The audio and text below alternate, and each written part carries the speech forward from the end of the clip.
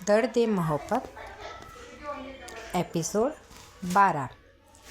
Black villa में कैद नैना को दीदा से पहली बार अपनापन मिला। भूखी और डरी नैना को खाना और सहारा मिला और वो चैन से सो गई। वहीं नक्श को नैना की सच्चाई का पता चला। एक अंधी अनाथ लड़की जो पहली बार गांव से बाहर आई थी। इसी बीच नक्श के पिता पर हमला हुआ और नक्श ने चुपचाप बदला ले लिया। जॉन का बेटा इस जंग की पहली बलि बन गया। अब ये लड़ाई और ख़तरनाक हो चुकी है। अब आगे एनएस ग्रुप। दूसरी तरफ नक्श अपने ऑफिस में बैठा अपने सामने टीवी में न्यूज़ देख रहा था और उसके फेस पर एक स्माइल थी। तभी उसका मोबाइल रिंग होता है। विहान का नंबर देख वो कॉल रिसीव करता है तो सामने से आवाज़ आती है, भाई आपने बदला ले लिया। मुझे पता था आप उसे नहीं छोड़ोगे, पर भाई मारना तो जॉन को चाहिए था क्योंकि डैड पर अटैक उसने किया था। इतने में नक्श बोलता है, अगर जॉन को ही मारा तो उसे दर्द का एहसास कैसे होगा? उसके अपने दर्द को देंगे तभी तो उसे दर्द का एहसास चलेगा। इतना बोल नक्श मोबाइल रख देता है। फिर आंखें बंद कर चेयर से सिर टिका लेता है। उसके कानों में छोटे बच्चों की हंसने की आवाज़ आती है। वो झट से आंखें खोल देता है और फिर अपने काम में लग जाता है। दूसरी तरफ विला में रोज की तरह ही नैना खाना खा पीकर गार्डन में बैठ जाया करती है। उसे खुली हवा में बैठना फूलों की खुशबुओं में अच्छा लगता था। वहाँ बैठे बैठे कब दोपहर से शाम हो गई उसे तो पता ही नहीं चलता। उसे वहाँ एक सुकून मिलता है।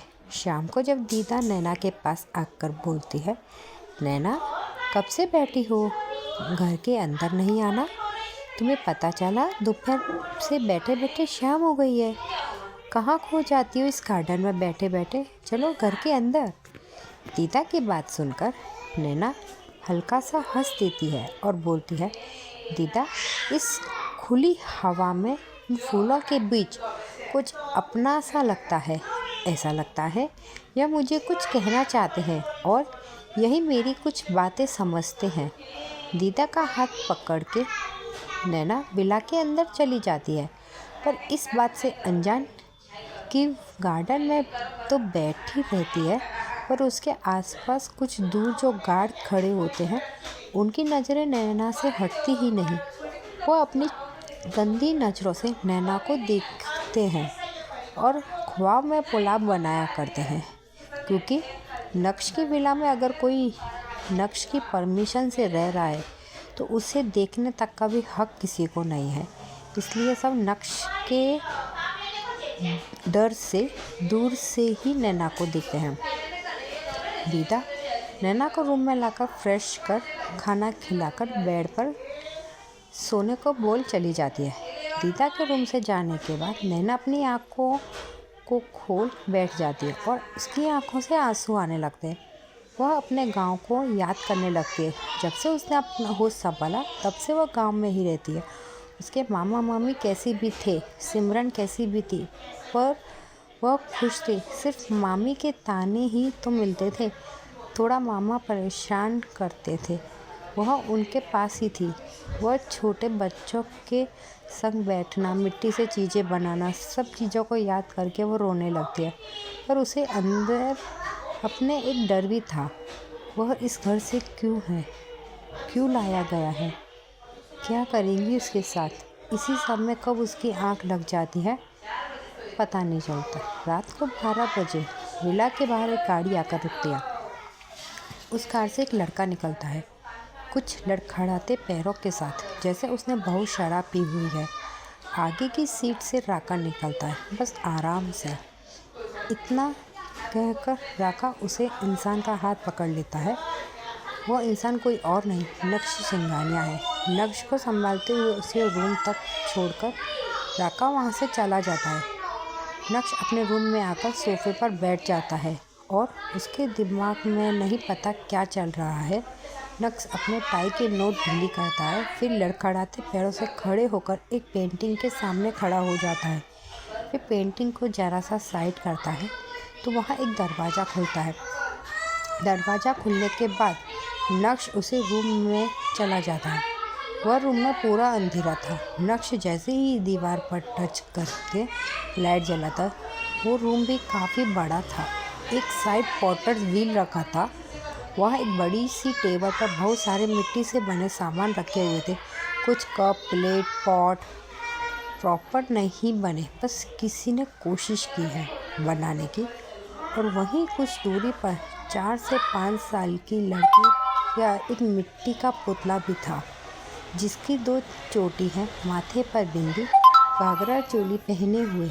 उसके एक हाथ में गुलाब तो दूसरे हाथ में चॉकलेट, और उसके हाथों में बहुत सारी चूड़ियाँ, पैरों में पायल, कानों में छोटी छोटी बाली, जैसे उसे बहुत बारीकी से बनाया गया है। हर एक कला उस पर उभर कर आ रही थी। नक्श अपने धीमे और भारी कदमों के साथ उस मूर्ति के पास आकर खड़ा हो जाता है और उसे देखते हुए अपने घुटनों पर बैठ जाता है। उसकी आंखों से कुछ आंसू बूंद के गिर जाते हैं। वो उसके गाल को हाथ रखते हुए बड़े प्यार से छूता है। सुहानी, तुम कहाँ हो? सुहानी, मैं जानता हूँ तुम आज भी जिंदा हो। मेरा दिल बोलता है और मैं तुम्हें ढूंढ कर ही रहूँगा। सुहानी, मुझे माफ़ कर देना। सुहानी, तुम कब मिलोगी मुझे? सब बोलते हैं तुम नहीं रही, पर मेरा दिल जानता है तुम हो, क्योंकि तुम मेरे दिल में हो तो तुम इस दुनिया में भी हो। बस कहाँ हूँ वही नहीं पता मुझे। सुहानी, मैंने खुद को बचपन से सिर्फ तुम्हारे लिए रखा था। आज तक मैंने किसी को भी नज़र उठाकर नहीं देखा, पर उस रात मुझसे गलती हो गई। क्या तुम अपने निशु को माफ़ करोगी? इतना बोल वो अपनी जगह से खड़ा हो जाता है और जिस टेबल पर पॉटर व्हील रखा था वहाँ जाकर खड़ा हो जाता है। थोड़ी मिट्टी लेकर उस पॉटर व्हील पर रखकर एक बाउल बनाने लगता है।